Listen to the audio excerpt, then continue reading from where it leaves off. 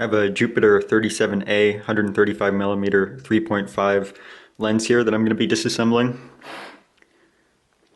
Some interesting things about this lens just mechanically is that the aperture is controlled up front, and this back lens plate can actually be, or the lens mounting plate can actually be interchanged with a Nikon mount, and I think some other ones as well.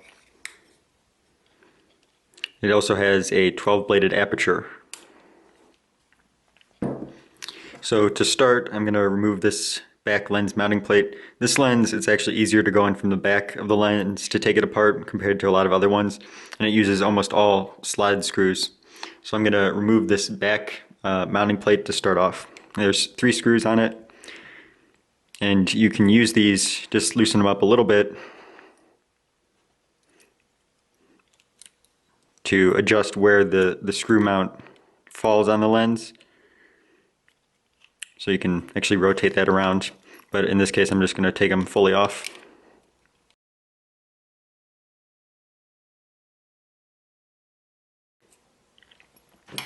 Okay, so now you can see that when I adjust focus in and out, you can see the body of the lens actually moving back and forth to the lens element, changing the distance to the film plane.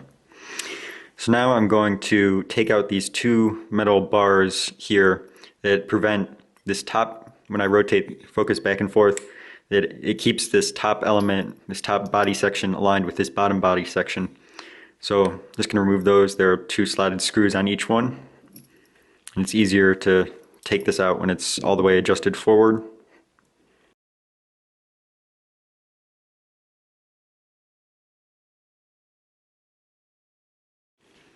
Okay, now I can just go forward and remove this entire front section, just screws out. And now I have the actual body of the lens and then the entire optical element, which includes the aperture adjustment as well.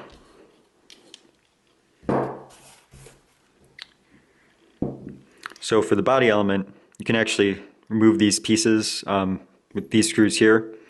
You can take off this focusing ring, and if you want to do those, but I'm not going to do that for now. I'm just going to focus on the actual lens element itself. So next I'm going to take off the aperture control ring and try to separate the lens elements from the actual body, the housing of it. So there's a slotted screw right here and here. I'm going to loosen both of those up.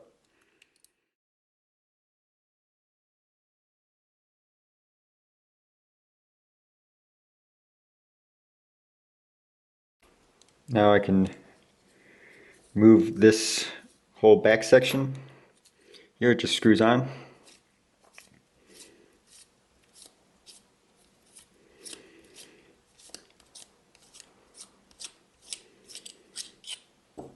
And also remove this thing here. Move the front of the actual aperture control ring by adjusting it all the way so it's at the maximum aperture of 22, and then pushing in on it so that that little thing goes in there, and then unscrewing it.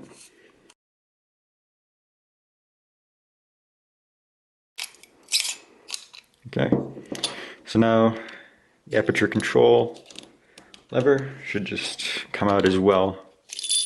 There we go. You want to watch out that you don't lose, there's 3 springs in there that are kind of small, so get those out. Alright, and now I can remove the actual aperture control ring.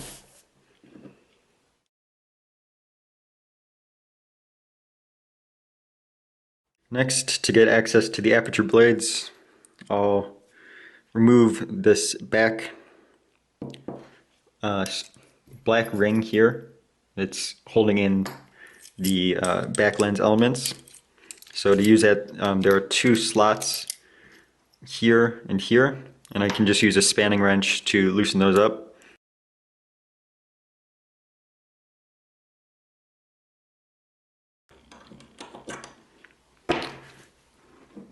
Okay, now I can also remove that just temporarily to avoid handling it anymore because it's kind of greasy and it has these little spacing rings there. Now I can do the same thing. There's another ring here and here, and remove that with the spanning wrench as well. This one's a little closer to the glass, so you want to be careful.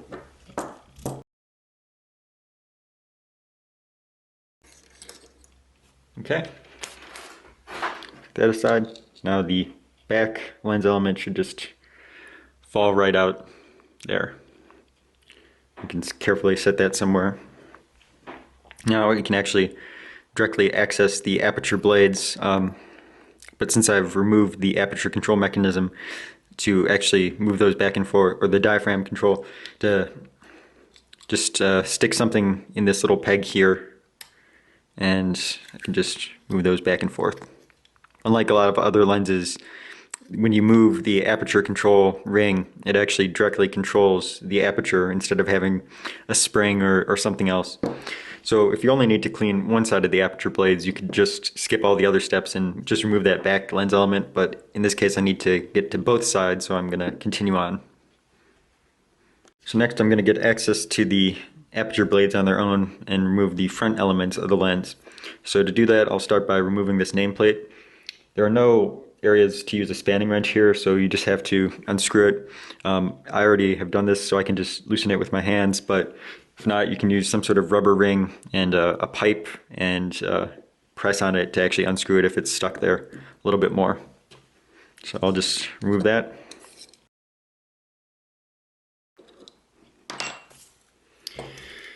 And then there's a metal ring here going around the front lens element that actually is holding it in place. And I can just use the spanning wrench, since there are two slots here and here, that I can undo.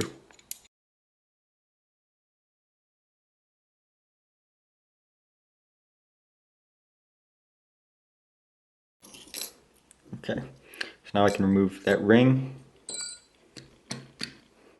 And at this point, this front glass element will just slide right out, so I can carefully remove it. Set that aside.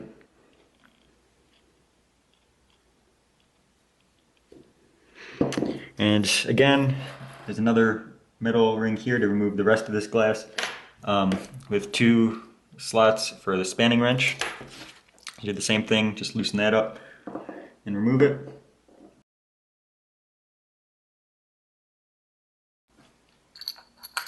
And once I remove that, this entire front lens element assembly should come out. It's a pretty large piece of glass right there. So I can set that aside. You can see now that I have the aperture blades completely free, so I can access them on both sides. And this is all that you usually need to do to actually clean them off. Typically you don't need to remove it anymore, and because it's a 12-bladed diaphragm, it would be fairly hard to reassemble. As I mentioned, it is mechanically controlled, or pretty much directly linked, so that when you move the aperture control ring around, the diaphragm moves back and forth. There's no springs or anything. So usually if there's grease buildup on it, it's not, you'll still be able to adjust the aperture, but it's generally a good idea to clean it off, unless so it doesn't get on any of the lens elements internally, and just so it operates better. I've already cleaned this one off, so there's nothing more I really need to do, but there was some rust, so you can see there's a little bit of discoloration all around. So now I can go ahead and put the entire thing back together. Reassembly isn't too difficult, but there are a few challenging parts, but overall it's fairly easy. So I'll start by just putting the glass elements back in so I'm less likely to damage them. I've cleaned off fingerprints and other things that I got on them while taking them apart. So I'll just start putting them back together now. Because a lot of the glass elements are exposed completely, there's no edge or anything to grab onto, it is a little bit hard to get them back into place without getting more fingerprints on them. So you just have to be careful. So I start by adding this main front lens element back in. It just drops into place here.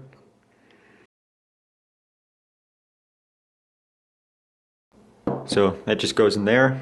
Then we add the retaining ring that goes around the edge here, and that just screws into place with a spanning wrench.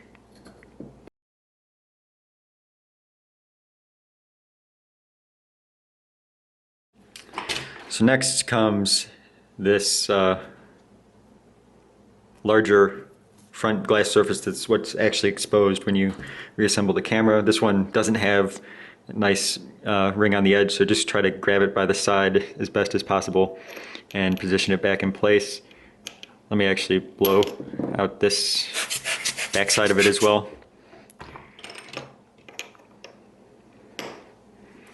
And it should just drop into place once I get it correctly positioned. There we go. And I'll just use this metal retaining ring again to tighten down that front lens element, starting it off with my fingers and then using the spanning wrench to tighten it down the rest of the way.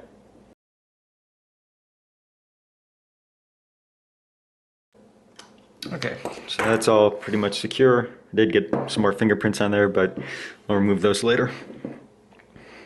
And just to finish that front section up, you can reinstall this front retaining ring, or the name ring again.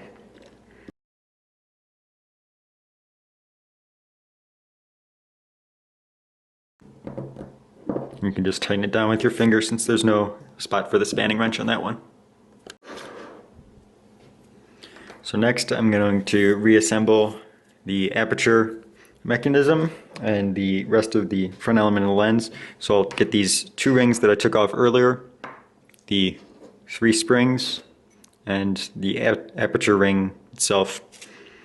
And what has to happen here is that these 2 rings have 3 little slots, and a screw goes, or a spring goes in each one. So just get the springs lined up there. And this one has a little slot here that this post has to go in as well, and then the 3 springs have to go in there. So I'll just kind of demonstrate what has to happen without actually on this one kind of ignoring the other one.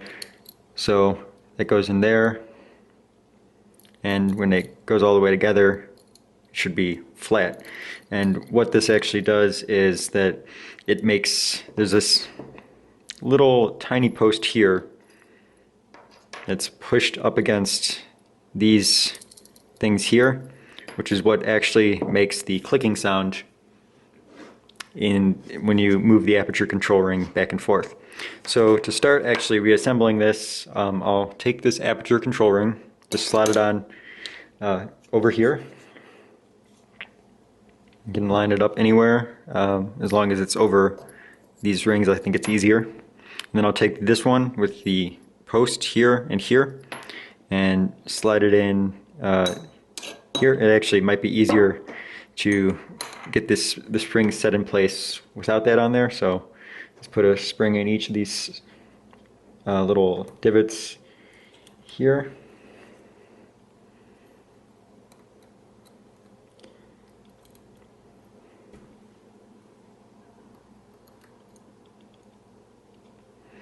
Make sure that this is flat and have this post over here somewhere in this indentation there, and then I can slide this on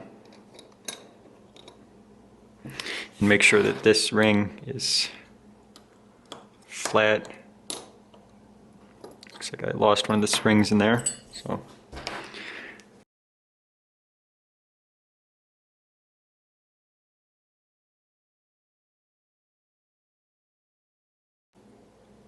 okay, so got the 3 springs in place. I want to have this tab about a 1/4 inch or so over from this slot here. So I'll take this ring with the 3 divots that the springs have to go into, and this slot that that tab has to go into, and it has this little thing here that has to go into this slot here as well later on. And this one actually screws into place. It doesn't just slide into place like the other one did. So to get it started, I'll rotate it a couple of times just so it's screwed in. This isn't actually doing anything yet. Okay.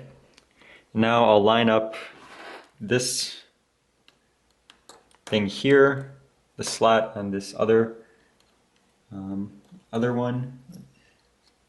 See if I can rotate it over. There we go. And you can just move these 3 kind of independently until you get them in the positions you want.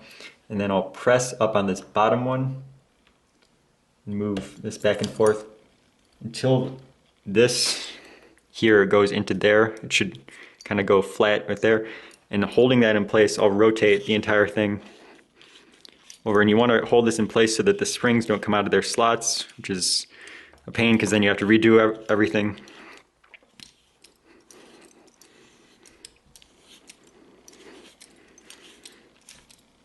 I'll just keep screwing that in place.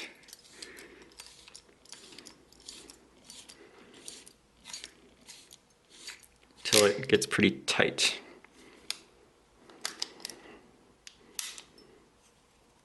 Okay, and once I'm in the right position, you can see that mine actually does not click because I think that peg has been worn down considerably, except for the last one. So now when I rotate this back and forth, it should stop and be at 22. And it should stop here and be at 3.5, which is maximum. It's not actually hooked up for the aperture yet, but so you won't see the aperture moving back and forth, but that's how it should work. And then finally, I'll replace this ring here, which just also screws in place. And this is what actually will be used to, we'll screw some things into place, and then I'll hook up to the aperture to control that. So just screw that into place. Okay, and there are 2 things that need to get lined up here.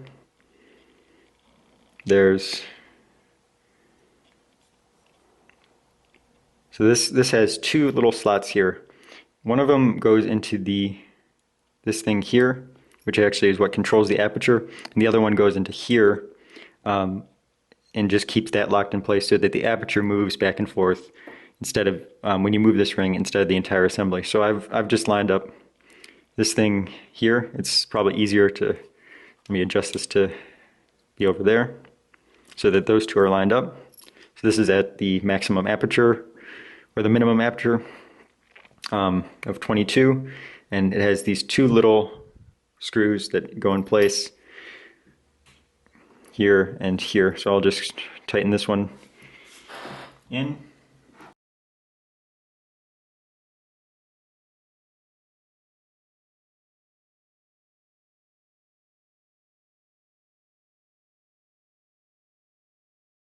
So I got that one. Just tighten that down all the way. And next, when I move this ring, the aperture control ring, there should be another little post there that this other one goes into. And the thing about this top one is you want to get it as flat as possible so that there's no mechanical wear between the tip of this thing, the screw, and the exterior of the main lens body when it's moving back and forth.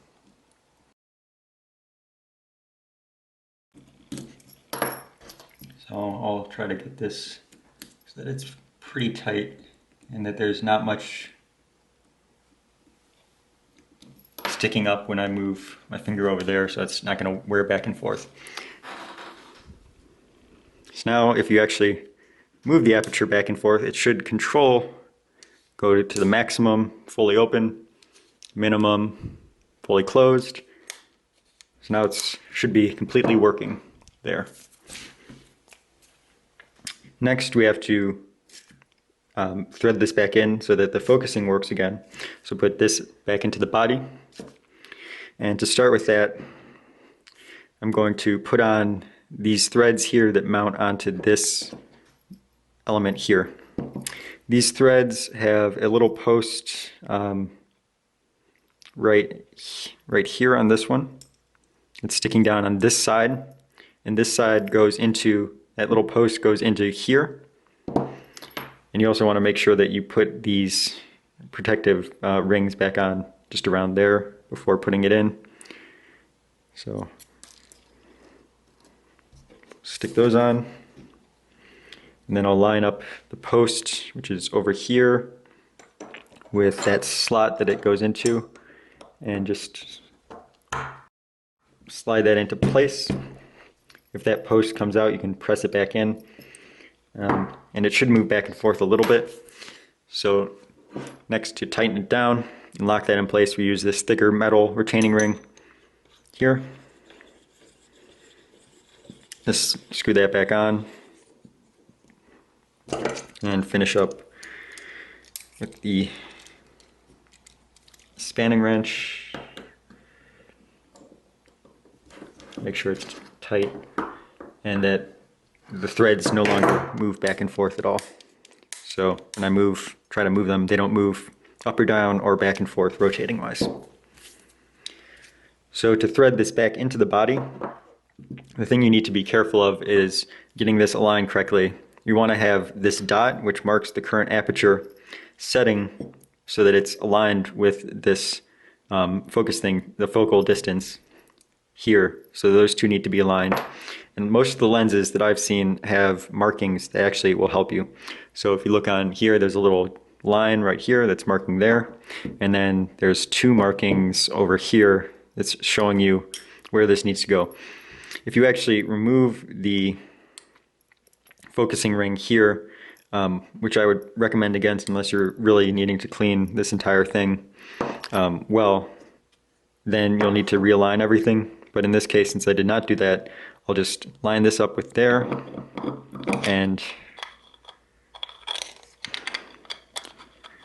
thread that back in.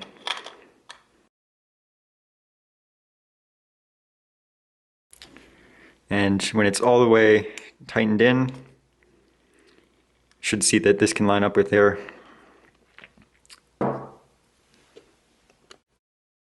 So when I actually rotate the focusing ring now, you can see this entire front half of the body moves, which is not what we want. So we have to add these back, which actually hold this front part in place while the focusing ring moves it in and out. So these just attach right back in. They should slide in there, and then they screw into place. You want to have it attached so that this dot is lined up roughly with there. And if it doesn't line up at all, like not even close, then you probably threaded the focusing ring or the other part incorrectly in the wrong slot. So that's just something to watch out for. But in this case, it's lining up, so I can attach both of these.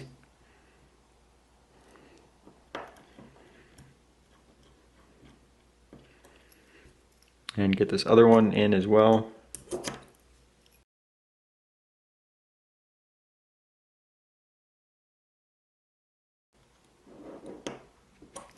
Now you see that when I move this back and forth, these two sections are remaining fixed while this rotates around. So that's the behavior you want.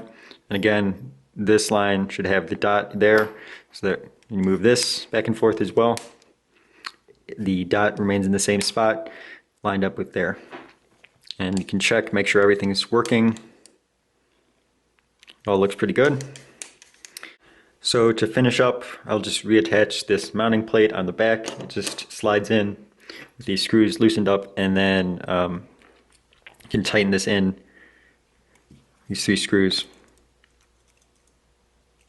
Should probably do this with actually mounted onto your camera, so I'm going to use this adapter here for the E-mount,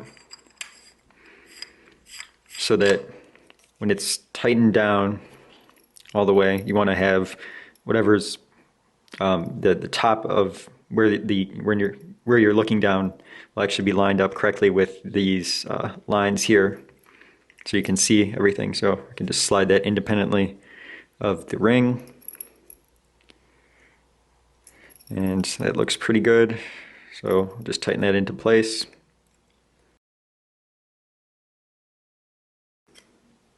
Okay, so now everything's all lined up. It has the top where, this is where you'd be looking down at the top of your camera.